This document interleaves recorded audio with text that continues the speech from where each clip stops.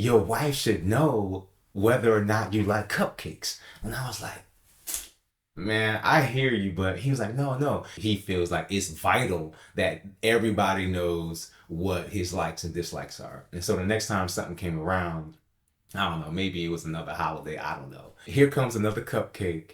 And I was like, thank you so much. Um, I don't really like cupcakes. And so she was like,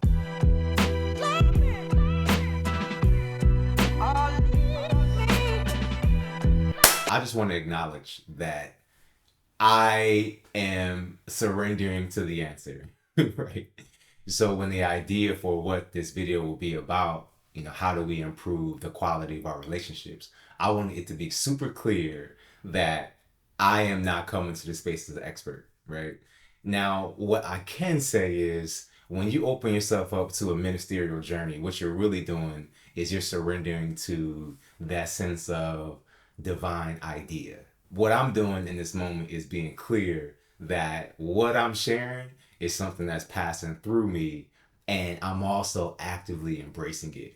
What I can say is there are a lot of people who are trying to answer that question. Remember that book? It was called Men Are From Mars, Women Are From Venus. And I am sure there are plenty of other books that attempt to articulate the differences among us. One of my favorites, I used to have it up here, is called The Five Love Languages by Gary Chapman. I didn't know this, but Gary Chapman is actually a Baptist minister. So I think there's some value in that. There is something telling about the kind of access to relationships that somebody might have in that capacity. So anyway, in that book, he lays out that we're different, right? We all have different ways in which we feel appreciated and feel loved, right? And so just because giving gifts to somebody might be your way to express love, that might not be how they feel most admired or most appreciated. They might have words of affirmation, which is my thing. So words of affirmation is simply, I see you, you're doing great, right? And it's not anything that's manufactured, it's the real thing. And so I might act like I don't care, but words of affirmation is actually my thing. Anyway, in the book, he lays out the differences among us. And so he says, here are these five love languages.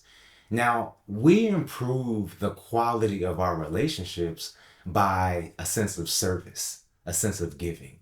Now, I know a lot of us is like, serve what? Right? But the truth is, when we open ourselves up to identifying what makes this person feel seen, what makes, whether it's kids, co-workers, colleagues, business partners, creatives, relationships, you name it, parents, when we open ourselves up to how does this person receive love the most, what we're doing is it has a service mindset. One example I could give is maybe it was like Father's Day, or I don't know what it was, but it was some kind of milestone. And Sally and the kids had gotten me a cupcake. It was the sweetest things, but y'all listen, I don't like cupcakes, but I didn't say anything. I said it once already, and I didn't feel like when I was holding it in my hand, that was the time to say, hey, I don't like cupcakes, right? So anyway, ate the cupcake, loved it, loved the thought. And so a couple of days later, I was talking to a friend of mine, and he was like, well, I think your wife should know whether or not you like cupcakes. And I was like, man, I hear you, but he was like, no, no. He was sharing how in his relationship, he feels like it's vital that everybody knows what his likes and dislikes are. And so the next time something came around, I don't know, maybe it was another holiday, I don't know. Here comes another cupcake.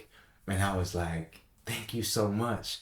I don't really like cupcakes. And so she was like, oh my goodness, I forgot. Whatever she said. They go to the store and they get something else, something that I like. Strawberries is like on like a tart. That's my thing. So she went and got that, came home with it. And I was like, oh, thank you so much. But y'all, I gotta be honest. I don't think I felt as comfortable or as easy eating it in the same way I would have ate the cupcake. Now that's an example. Accepting, but also being aware of perhaps there's a more delicate way that we articulate our needs and wants. The other example I could give is this. So y'all listen. Now I know when she sees this, when my wife sees this video, she's gonna be like, oh my God, you said it. Okay, so one of my pet peeves is an onion that is just in the fridge and not covered up or in some kind of sealed container. Because what inevitably happens is everything in the refrigerator starts tasting like onions.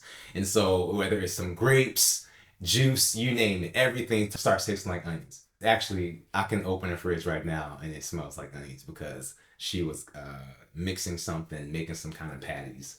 And boom, here's that canister with the onions and the fridge. Literally, when you open it, it's just like this billowing aroma of onions. It's happening right now. I told her that that drives me nuts. And what I did was, we were at her family's Christmas dinner. Her uncle's a chef, her aunt's a chef. Everybody just loves cooking. I slipped it in there and was like, yeah, oh my goodness, it's such a pet peeve when the onions are left out. The whole refrigerator smells like it. And so then her aunt said something, then her uncle's like, yeah, you gotta do this to it. And so I was like, I'm gonna do it. That is an example of what not to do. Now, because everybody's in good spirits, and I was like, oh my God, maybe I shouldn't have did that. I know that there is a better way to articulate our needs and wants. And guess what? I don't think I fully articulated it because as we speak, the fridge still smells like onions from another fresh exposure to that vegetable. Maybe because of this video, she's gonna do something different. But my point is, there are really graceful ways in which we share what we desire and what brings us happiness. The quality of our relationships are improved when we come to it with a sense of, how do I serve? How do I make this person feel validated? The truth is, it does allow us to expand. It allows that sense of grace and openness within us to be in receptivity, to receive the ideas about how to make that person feel heard. And also, your doing that is contagious because that person, whoever that receiver is also going to receive and bear witness to you doing that.